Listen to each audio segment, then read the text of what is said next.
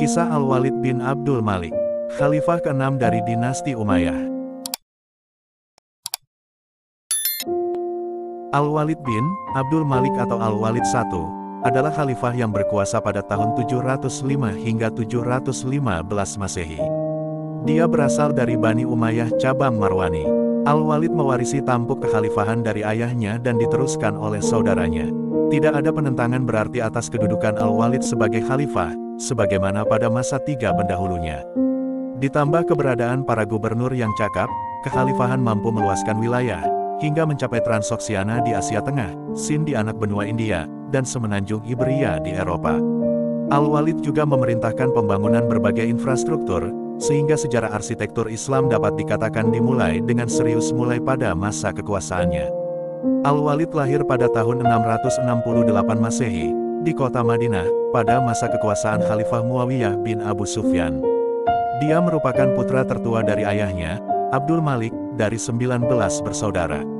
Ibunya adalah Waladah binti Al-Abbas bin Al-Jas. Berasal dari Bani Abs, suku Arab yang berasal dari Arab Tengah. Al-Walid memiliki 4 orang istri. Istri pertamanya adalah Ummu Abdullah binti Abdullah bin Amr. Keturunan Khalifah Utsman bin Affan. Istri keduanya adalah Izzah binti Abdul Aziz bin Abdullah, yang juga merupakan keturunan Khalifah Utsman bin Affan. Istrinya yang ketiga adalah Ummu Banin, putri Abdul Aziz bin Marwan. Sedangkan istrinya yang keempat yaitu Syai Afrid, putri Peros ketiga, putra Yazdegerd ketiga, Kaisar Sasaniyah terakhir. Dari 4 istri tersebut, Al-Walid memiliki 5 orang anak. Yang pertama, Abdul Aziz, putra dari Ummul Banin, yang menjabat sebagai gubernur Jun Dimasik. Yang kedua, Yazid, putra dari Syai Afrid, kelak menjabat sebagai khalifah yang berkuasa pada tahun 744 Masehi. Yang ketiga, Ibrahim, kelak menjabat sebagai khalifah yang berkuasa pada tahun 744 Masehi. Yang keempat, Masrur, menikah dengan putri Al-Hajjaj bin Yusuf. Yang kelima, Al-Abbas, diangkat sebagai panglima di kekhalifahan. Ia merupakan pendiri kota Anjar di kawasan Lembah Bekaa, Lebanon. Dia juga terlibat dalam Perang Saudara Islam ketiga. Pada masa kekhalifahan kakeknya, Marwan bin Al-Hakam, Abdul Malik ditetapkan sebagai putra mahkota dan saudara, Abdul Malik, Abdul Aziz, ditetapkan sebagai putra mahkota kedua. Dengan demikian, saat Abdul Malik menjadi khalifah, Abdul Aziz berada di urutan pertama sebagai pewaris sepeninggal Abdul Malik. Abdul Malik berkeinginan agar takhta diwariskan kepada putranya, tetapi Abdul Aziz menolak menyerahkan statusnya. Namun perselisihan dapat dihindari lantaran Abdul Aziz meninggal pada Mei tahun 705 Masehi. 5 bulan kemudian, Abdul Malik mangkat. Al-Walid kemudian mewarisi tampuk kekhalifahan tanpa ada halangan. Pada saat naik tahta, usia Al-Walid kala itu sudah 37 tahun. Ia melanjutkan kebijakan ayahnya untuk meluaskan wilayah kekhalifahan. Tidak ada yang menantang kedudukannya sebagai khalifah, sebagaimana pada masa tiga pendahulunya, sehingga Al-Walid dapat lebih memusatkan perhatian pada upaya penaklukan di timur dan barat. Masa pemerintahannya dipandang sebagai salah satu periode terkuat kekhalifahan. Keberhasilan dalam masa kekuasaan Al-Walid, tidak terlepas dari para gubernur berpengaruh yang berkuasa atas namanya. Sepupunya, Umar bin Abdul Aziz, ditunjuk sebagai gubernur di kawasan Hijaz, dan dia berhasil meredakan ketegangan, yang disebabkan luka politik antara penduduk setempat dengan pihak Umayyah. Al-Walid menaruh perhatian besar pada pengembangan militer. Dia membangun angkatan laut terkuat pada masa Umayyah, dan menjadi kunci penting penaklukan Iberia. Pada tahun 711 Masehi, pasukan kekhalifahan telah menyeberang Selat Gibraltar, dan di bawah kepemimpinan dari Musa bin Nusyair dan Tariq bin Ziyad, pasukan Umayyah yang terdiri dari bangsa Arab dan Berber mulai menaklukkan kawasan tersebut. Tahun 716 Masehi, Umayyah sudah berhasil menguasai Iberia dan sebagian Franka alias Prancis. Seperti ayahnya, ia melanjutkan untuk memberikan kebebasan pada Al-Hajjaj bin Yusuf, dan kepercayaan tersebut berbuah kemenangan. Al-Hajjaj bertanggung jawab memilih panglima, yang berhasil membawa kemenangan di timur. Muhammad bin Qasim berhasil menundukkan Sind pada tahun 711 Masehi, membuka jalan penaklukan India pada masa-masa selanjutnya. Qutaibah bin Muslim, salah satu panglima Umayyah dan gubernur Khurasan, menaklukkan Samarkand dan mengirim duta ke Tiongkok.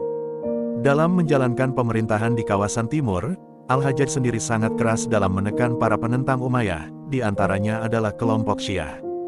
Keadaan ini membuat mereka mengungsi ke Madinah, dan hidup dalam perlindungan Umar bin Abdul Aziz di sana. Al-Hajjaj mengkritik Umar karena dinilai terlalu lemah terhadap para penentang, yang berpotensi menggoyahkan kekuasaan Umayyah, sehingga dia meminta Al-Walid untuk memberhentikan Umar. Al-Walid sepakat, kemudian mengangkat Utsman bin Hayyan sebagai gubernur Makkah, dan Khalid bin Abdullah sebagai gubernur Madinah. Al-Walid merupakan penggemar arsitektur, dan memerintahkan berbagai pembangunan di masanya.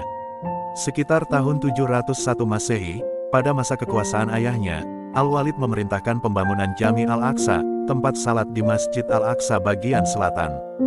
Pada tahun 707 Masehi, Al-Walid memerintahkan perluasan Masjid Nabawi di Madinah. Untuk pertama kalinya, menara masjid dibangun dengan didirikannya 4 menara di Masjid Nabawi. Al-Walid juga memerintahkan pembangunan jalan dan sumur-sumur di Hijaz. Di Damaskus, Al-Walid mengubah basilika Kristen, yang dipersembahkan untuk Yohanes Pembaptis atau Nabi Yahya dalam Islam, menjadi Masjid Agung. Basilika ini sendiri awalnya adalah kuil Romawi untuk pemujaan Dewa Yupiter. Masjid ini, kemudian dikenal dengan Masjid Agung Umayyah, selesai dibangun pada 715 Masehi, beberapa saat setelah Al-Walid mangkat. Dikatakan bahwa kepala Nabi Yahya dikebumikan di kompleks masjid ini. Al-Walid juga termasuk yang pertama membangun rumah perawatan untuk tunagrahita, dan membangun rumah sakit pertama yang menampung mereka sebagai bagian dari layanannya. Setiap penderita juga memiliki perawat yang ditugaskan merawat mereka. Dia juga mengembangkan sistem kesejahteraan, lembaga pendidikan, dan langkah-langkah untuk apresiasi seni. Al-Walid juga dikenal karena kesalehan pribadinya, dan banyak cerita menyebutkan bahwa ia terus-menerus mengutip Al-Quran, dan selalu menjadi tuan rumah yang menyajikan jamuan besar untuk orang-orang yang berpuasa selama bulan Ramadan. Pada masa akhir kekuasaan Abdul Malik, Al-Walid diangkat sebagai putra mahkota pertama, dan Sulaiman, adik kandung Al-Walid, sebagai putra mahkota kedua. Hal ini menyebabkan, saat Al-Walid menjadi khalifah, Sulaiman berada di urutan pertama sebagai pewaris takhta menurut keputusan Abdul Malik. Meski demikian, Al-Walid berencana untuk mengangkat putranya sendiri, Abdul Aziz, menjadi putra mahkota pertama menggantikan Sulaiman. Rencana Al-Walid didukung oleh Al-Hajjaj dan Qutaibah bin Muslim. Sulaiman sendiri menolak untuk menyerahkan kedudukannya saat diminta Al-Walid. Saat Al-Walid mengundangnya ke Damaskus, yang direncanakan akan dilangsungkan peralihan posisi putra mahkota secara resmi, Sulaiman mengulur waktu untuk memenuhi undangan tersebut. Al-Walid mangkat pada tahun 715 Masehi, setelah menjabat sebagai khalifah selama 10 tahun, sebelum rencana tersebut diresmikan. Pemuka Umayyah kemudian melantik Sulaiman sebagai khalifah yang baru. Al-Walid sendiri kemudian dikebumikan di pemakaman Bab Es-Sagir. Bab Es-Sagir juga disebut sebagai Goristan Al-Ghariban, adalah salah satu gerbang kota dari kota tua Damaskus di Suriah.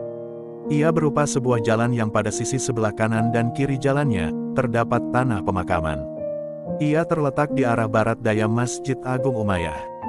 Sesuai dengan keinginannya, kedua putra Al-Walid, yaitu Yazid dan Ibrahim menjadi khalifah, pada masa-masa akhir kekuasaan Umayyah di Syria, yaitu sekitar tahun 744 Masehi.